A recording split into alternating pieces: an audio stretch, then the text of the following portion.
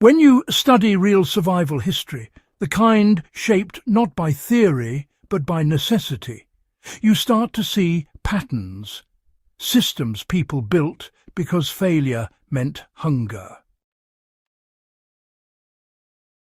Before we dive in, make sure you subscribe to the channel so you don't miss the deep dive history content we publish every week. Now, let's start with a 1-minute hook, because this topic deserves a hard reset on how we think about food security. During the Second World War, rural families across Europe, Asia and parts of Africa lived with a simple truth. No government, no army, and no miracle was going to keep their pantry full. Borders changed overnight, railways were bombed, fields were seized, and livestock disappeared in the chaos. Yet many peasants survived. Some even thrived, because they relied on systems older than the war itself. These weren't romantic traditions, they were battle-tested food strategies built for collapse, scarcity, and unpredictability. What's striking is that many of these tricks remain relevant today. They weren't improvised out of desperation, they were refined through generations of famine, invasion, and hard winters. And if you're the kind of person who studies history, not just to understand the past, but to protect the future, you'll recognize these as practical survival tools worth relearning.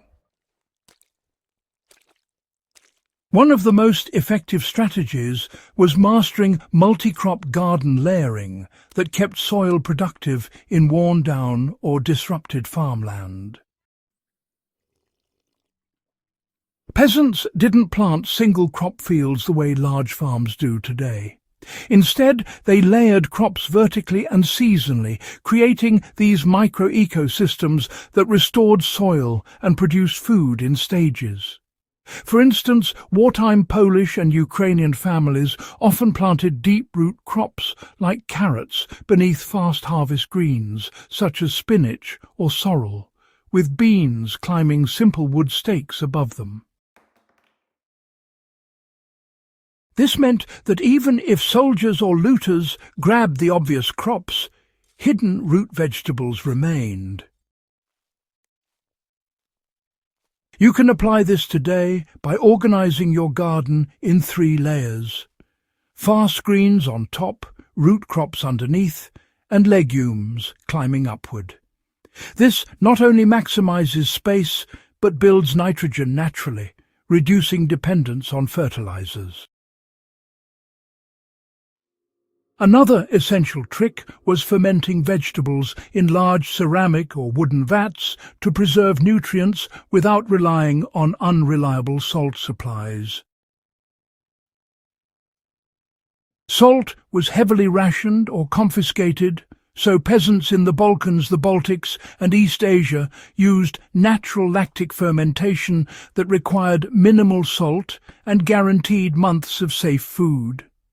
They packed cabbages, turnips, and beets tightly, weighted them with stones, and stored them underground, where temperatures remained stable. Today, you can replicate this using modern fermentation crocks, ensuring a steady supply of nutrient-dense food with almost no energy consumption. Anyone serious about food security should understand fermentation. It is as relevant now as it was under wartime occupation. Many families relied on communal bread ovens that allowed entire villages to ration fuel and maintain baking schedules despite scarcity.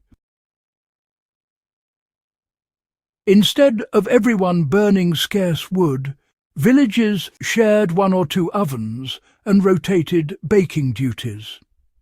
This protected fuel reserves and guaranteed that even families with limited firewood could bake dense, calorie-heavy loaves that lasted weeks. So, If you want to apply this principle now, it's really all about focusing on shared resources within your community.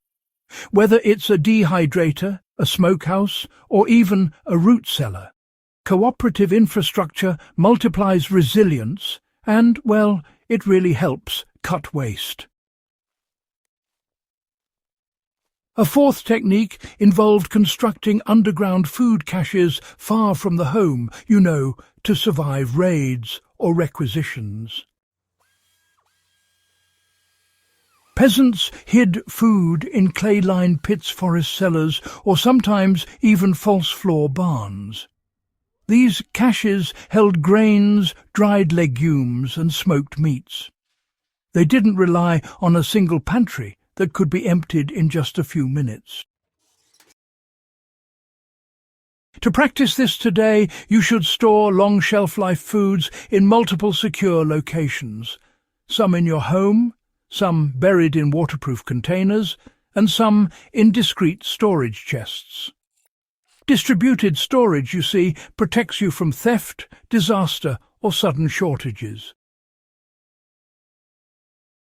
A fifth method was the use of perennial crops that reliably returned even in years of disrupted planting.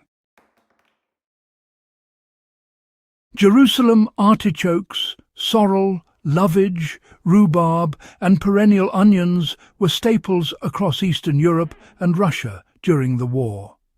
These plants grow back on their own, require little care, and can survive periods of neglect when families were displaced or forced into labour.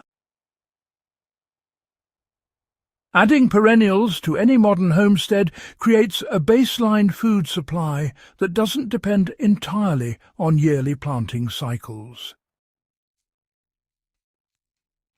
The sixth technique involved converting every bit of kitchen and farm waste into feed for small livestock, especially rabbits and chickens. Rabbits turned weeds, peelings, and garden scraps into protein quickly and quietly. Chickens consumed insects, food scraps, and even battlefield waste when forage was low.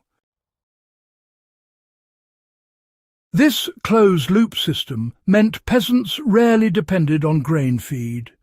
Today, small livestock can, dramatically increase self-reliance when fed with garden byproducts, grass clippings, and kitchen trimmings. A seventh strategy was the widespread use of smokehouses built from simple local materials to preserve meat in bulk. Brick, clay, or even earthen mounds became makeshift smokehouses.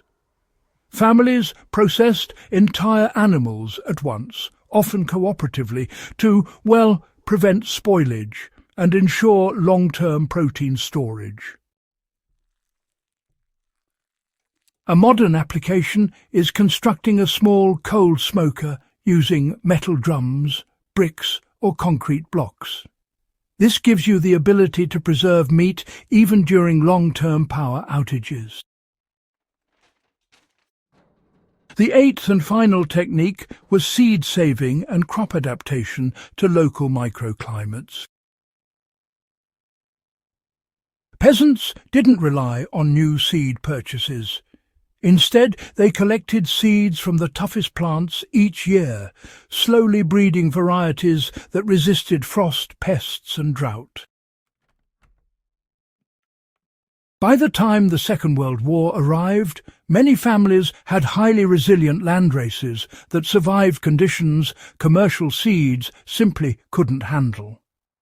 If you want to build true survival resilience, save seeds from your strongest plants every season. In just a few years, you'll develop a crop uniquely adapted to your environment. These strategies weren't just theories, they were lived reality. They fed families through sieges, occupations, and failed harvests. If you want deeper historical survival knowledge, Make sure to subscribe to the channel and share this guide so more history enthusiasts can learn from the people who kept themselves alive when the world fell apart.